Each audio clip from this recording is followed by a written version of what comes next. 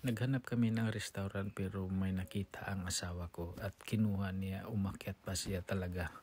Yung Mulberry, gustong gusto niya daw at masarap daw. Pero yung kinain niya, nag-transform yung mukha kasi sobrang asim. Makikita mo naman yung kaibigan namin na kumakain ng Mulberry. Tingnan mo yung reaksyon niya. Iba yung forma. Yung asawa ko kumakain, nagbago yung mukha, nag-transform. Masarap talaga kumain pag kumain ka ng Mulberry, mag-transform talaga yung mukha mo.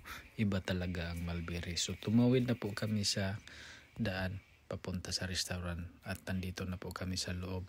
So lumapit yung waiter, sinabi niya may lechon daw. Tapos tiningnan po namin kung gaano karami o anong klaseng lechon yung sinasabi niya. So tumayo yung kaibigan namin at sumunod naman po yung asawa ko. Tumayo naman po siya papunta din sa sinasabi nilang lechon. Tinitingnan nila yung lechon kung anong klaseng lechon yun. Kasi hindi pa namin alam kung anong klaseng lechon. So dumating na po yung order namin na gulay. Parang vegetarian kasi sila nag-order ng gulay. Pero mas gusto ko din yun kasi masarap ang gulay kaysa karne. So at dumating na po din yung sabaw. Napakasarap talaga. Mainit yung sabaw natin, no.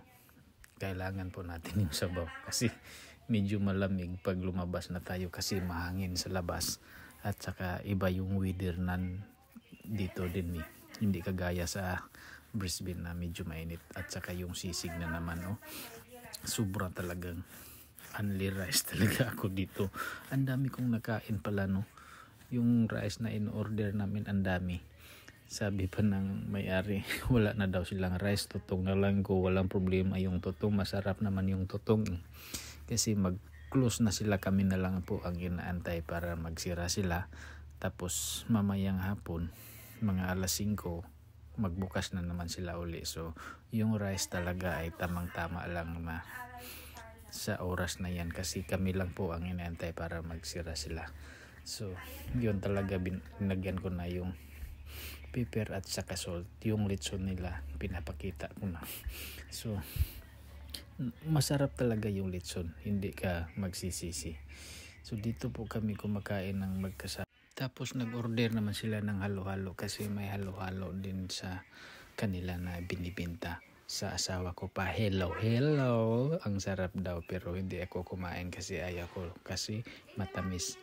Hindi ko gusto yung lasa ng halo-halo. Ayaw ko sa matamis Pero pag may halo-halo na maanghang, siguro o-order ako. Ako ang maunang mag-order ng halong maanghang. So habang nag-antay po ako sa kanila, nagkuha din ako ng video, no. So pagpasok mo at paglabas, makikita mo talaga yung nakasulat sa wall nila. Maganda kahit anong nakasulat yan, hindi ko